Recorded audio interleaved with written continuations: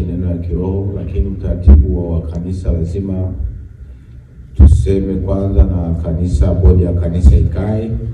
Lakini naona huu mwaliko nimeona hatuwezi tukaenda, bado tunafungua kanisa, tunajiandaa vizuri. Kwa hiyo Mungu awabariki nyinyi wote. Amena. Asante sana. Mpige makofi mchungaji wetu. Asante sana.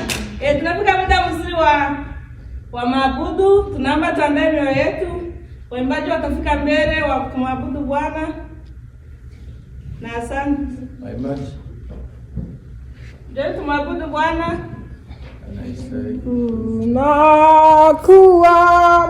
Tunakuabudu Bwana, tunakuabudu,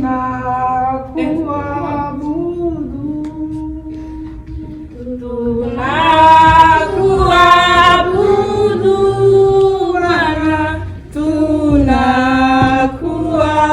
tunakuabudu. Nena naye. Asante. Tunaomba na kuamini Baba Mtakatifu katika jina la Yesu Kristo. Amena. Haleluya, kanisa la Bwana. Amen. Kabla ya kuhubiri, napenda niwapongeze kanisa mzima kwa bidii na uchamungu na misimamo ya kiroho na kuendelea kumtumikia Mwenyezi Mungu bila kuangalia idadi ya watu. Kwa hiyo kanisa, naomba mjipigie makofi tafadhali.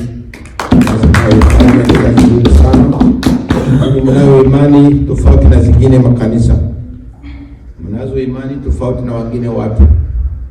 Wengine watu wanafurahia kuona madrums, mapiano, mazingira mazuri.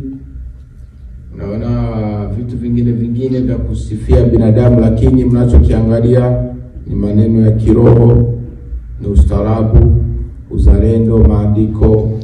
Hivyo ni vitu ambavyo vitatuongoza katika safari ya Mwenyezi Mungu. Kwa hiyo Bwana Yesu asifiwe sana.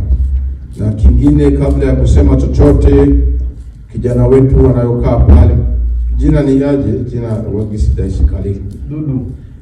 Naomba kanisa ikiisha, ukiwa na muda, sababu simu yangu ya kazi na moto, inabidi tuende nyumbani paone sehemu napokaa, na pia tufanye application moja au mbili ya kazi, ila usubiri